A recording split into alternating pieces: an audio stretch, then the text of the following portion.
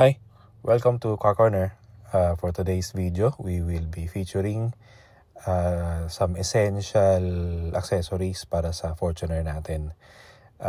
These accessories provides additional functions and protection para sa sasakyan natin. So, tara, samahan niyo ako.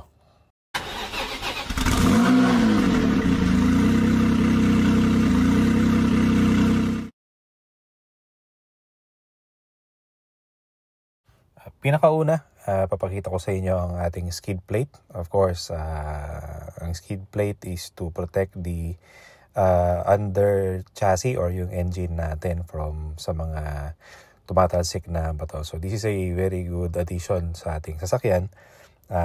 You might be able to consider adding to your car also. So hindi lang yan protection. Pag tinignan mo sa harapan, maganda rin siyang tignan. But majority, ang pinaka-purpose talaga nito is to protect from the yung mga tumatalsik na mga bato.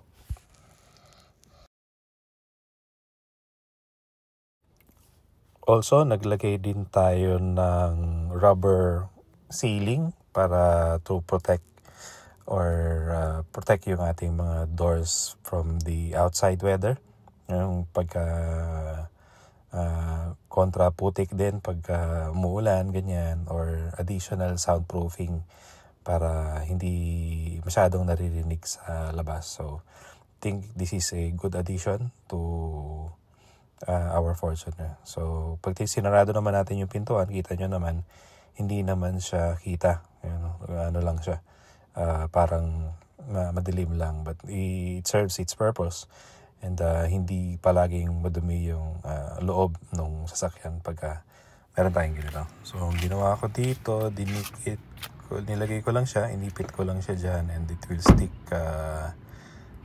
to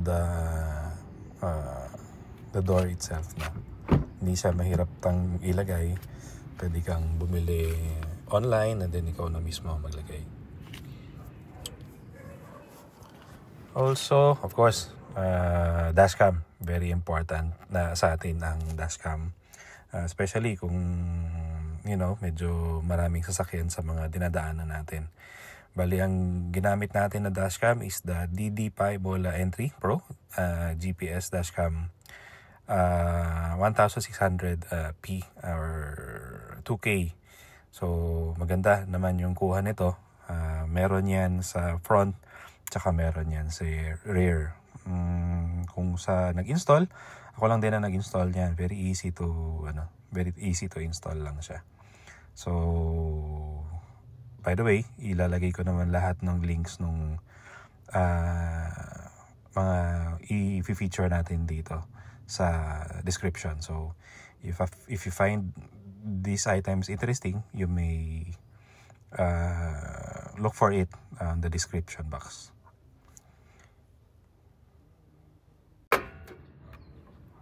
Okay, let's now look at the hood dampers.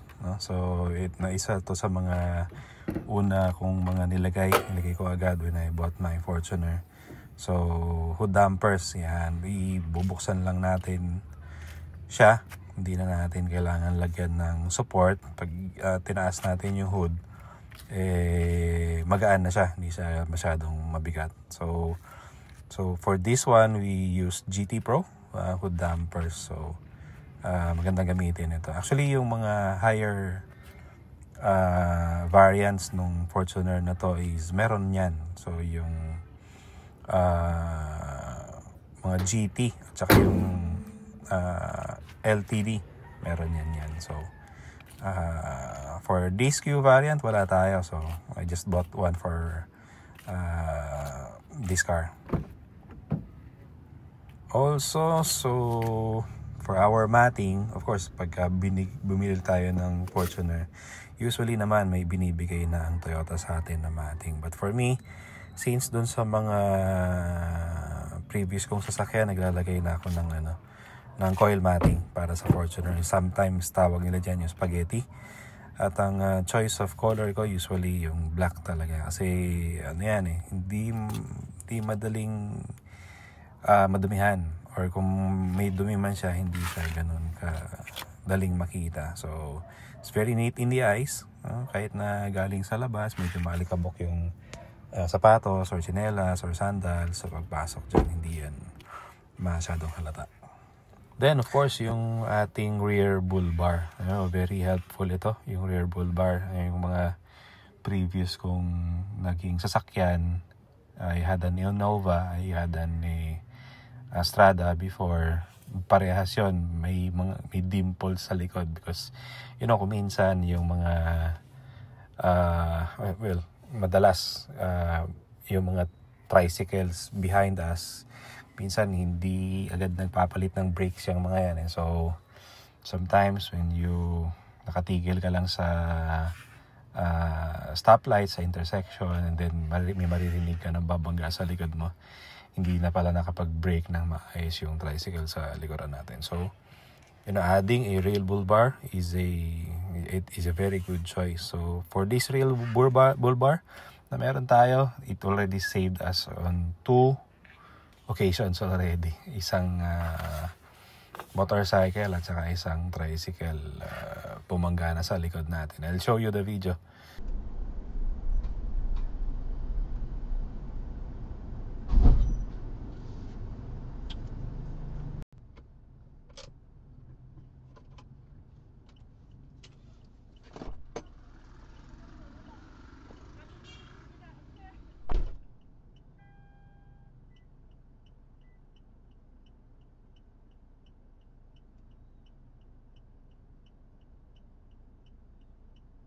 And of course, pag may protection ka na real bull bar, confident ka na hindi nasira yung sasakyan mo. So hindi ka rin ganun ka init yung ulo mo when pag tinamaan ka. So just kakamustahin mo lang yung bumangga sa'yo and they're good.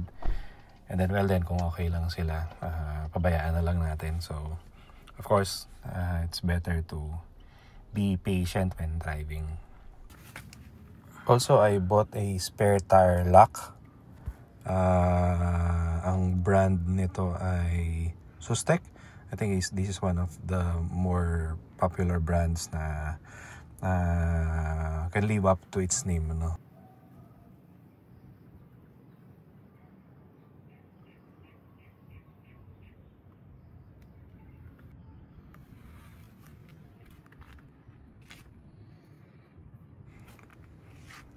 Also, dinagdag din natin dito is yung ating tray. Yung pong tray natin sa likuran. So maganda to. Ang binili ko is parang plastic po ito, no? Hindi ko nilagay yung mat kasi mas madali tong linisin eh.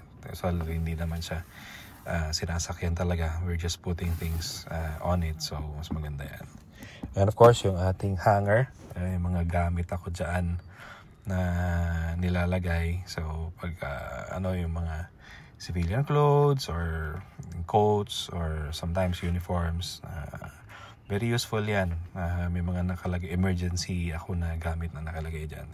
Damit. So if I need it, pinagpawisan or anything, may mga emergency na lakad, at least andyan lang yung mga damit ko. Dali ko lang silang kuunin.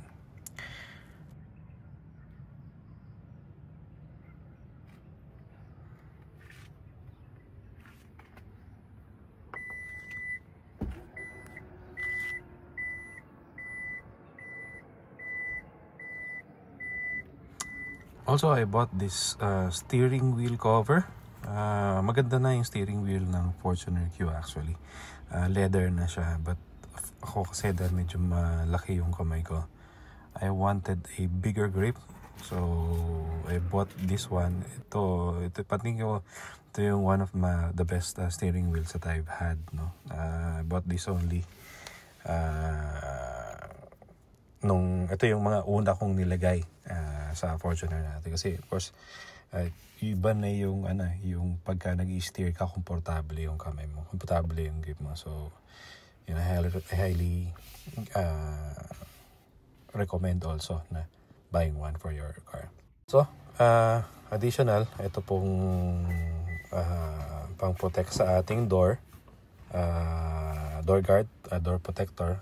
Anyway, kung gusto nating itawag sa kanya. Pero ito, I bought one. Very helpful ito. Kung minsan nagkasakay tayo ng mga pasahero or passengers na hindi nila napapansin, meron palang objects sa gilid, ganyan. So at least andon yung ating protection. So I bought yung same color, white din, para medyo hindi siya ganun ka catchy sa mata, pero simple lang.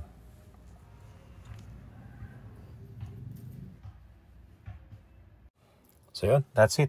Those are the essentials na nilagay natin. Hindi ako mahilig maglagay ng walang function talaga. It doesn't, kung tingin ko mas maganda lang siya or anything, hindi ko siya ilalagay. Kasi especially yung mga dinidikit lang sa sasakyan na later on, through time, nawawala yung dikit, medyo hihiwalay ng konti sa kung saan siya nakadikit, and then later on, hindi na maganda or madumi na lang yung sasakyan mo. So, I only put accessories that are, really functional. So, sa mga, I think, hindi natin nabanggit sa una, hindi ko na napakita, are, of course, key fob covers, key fob protector. So, I have two different. Yung isa, bakal na may plastic, and then yung isa is yung ABS plastic made. So, but I really find na parang mas delay yung signal ng bakal, yung ini-screw mo pa para lang maprotektahan yung key fob mo. So, kung bibili kayo, I think you should look for the plastic one. So, mas maganda yung kanyang signal. Hindi siya nagmi-miss, no? So, that's it. So, these are the essentials na meron tayo. Hope makatulong sa inyo. Kung kayo, meron na ba kayo nito sa sasakyan ninyo? Do you think that it serves its purpose? And kung tingin nyo ganon, you may do some commenting, mag-comment po kayo.